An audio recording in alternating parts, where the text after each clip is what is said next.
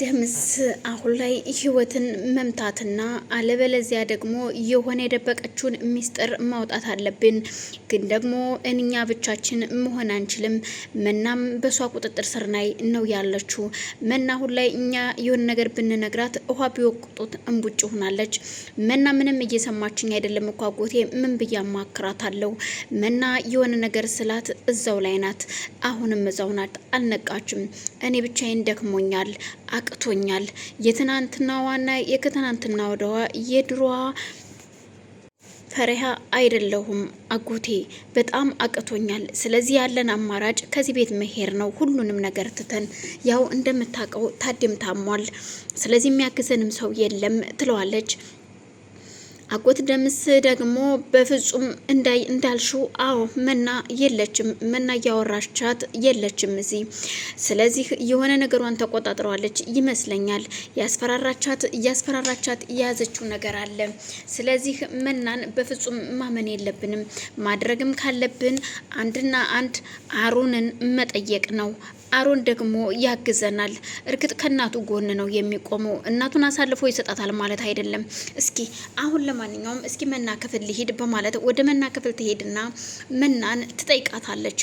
እዩልሽ መና፣ እባክሽን መንቃት አለብሽ።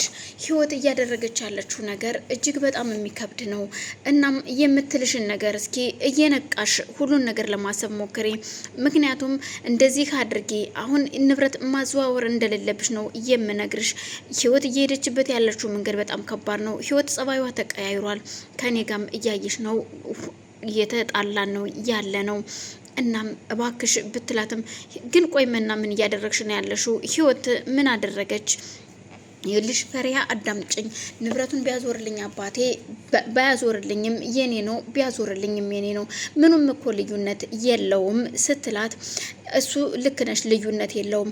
ግን ደግሞ እመኝኝ፣ አሮንንም ቢሆን በደንብ ልታጠኙ ይገባል። ዛሬ ስለሚወድሽና ስለሚያፈቅርሽ ወይም አንቺ ስለምትወጁና ስለምታፈቅሪው አሁን ላይ ታጉረሻል። ግን ደግሞ ቀስ ብለሽ ቁጭ በይና እስኪ አስቢ፣ ራስሽን አዳምጭ እባክሽን። ለማንኛውም አሁን እስኪ ልሂድ። ወዴት ነው የምትሄጂው በዚህን ሰዓት? መሽቷል እኮ ነይ ተኝ እንጂ ፈሪሃ ስትላት፣ ምክንያቱም አሮን ጋር ልሄድ ነው ብትላት እንደምትከተላት ስለምታቅ አይ ሆዴን አሞኛል እና ሽንት ቤት ሊሄድ ነው ትላታለች። እሺ በቃ ሂጂ በማለት ሽንት ቤት ከሄድሽማ ስትል ሽንት ቤት ስሄዳ እስከምትመለስ ድረስ መና ትተኛለች።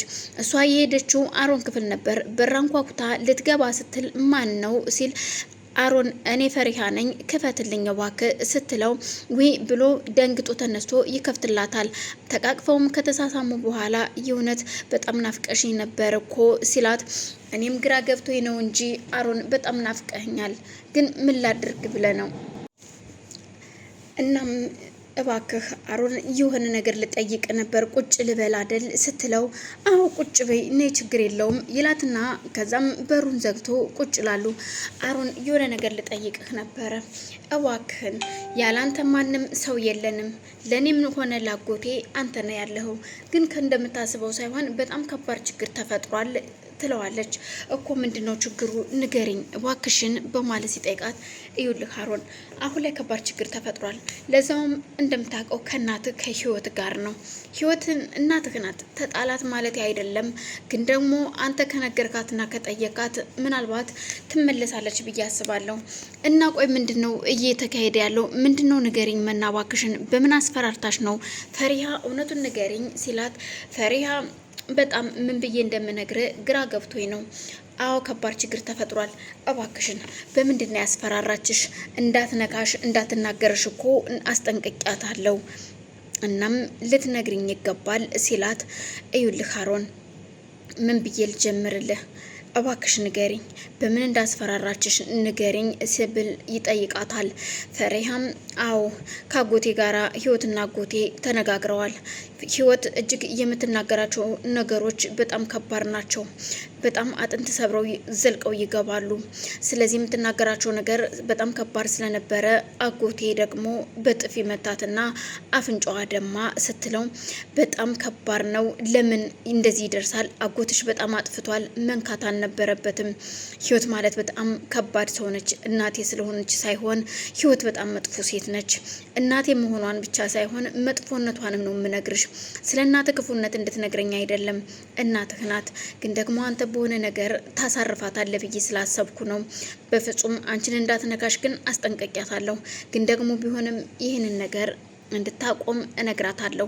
ምንም ችግር የለውም። እንደውም አሁን ሂጄ ነው ማናግራት ሲላት፣ አይ አሁንማ መሆን የለበትም ተረጋጋ ስትለው እሺ በማለት እሷን ሰምቶ ቁጭ ይላል። በፍጹም እባክህን፣ ደግሞም እኔንም ራሱ በሆነ ነገር እያስፈራራችኝ ነው። ታውቃለህ ህይወት እኔ የታዴ ልጅ መሆኔን አውቃለች። እሱንም አውቃለሁ።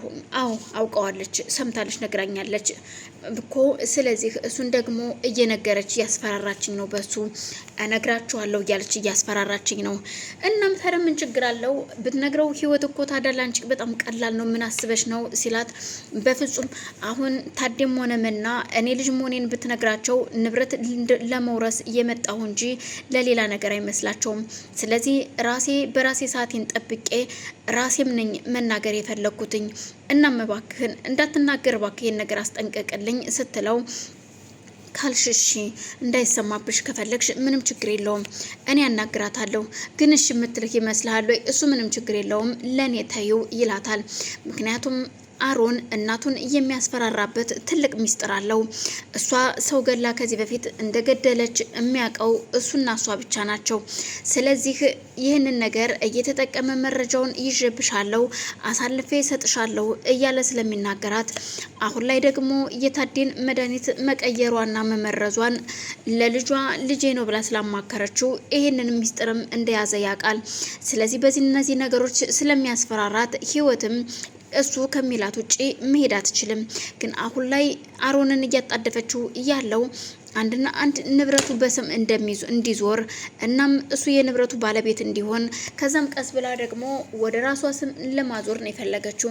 ግን ደግሞ አሮን ይህንን ነገር ፈሪሃ እንዳይዞር ብላ ስለጠየቀችው ፈሪሃን ስለሚወዳትና ስለሚያፈቅራት ብቻ ገንዘቡ በሱ ስምም ሆነ በመና ስም እንዳይሆን እየተከላከለ ነው። ህይወት ግን ይሄንን ካላደረክ አንተ ልጅ አይደለህም ብለዋለች። በፍጹም ልጅነቴን ልትፍቂው አትችም።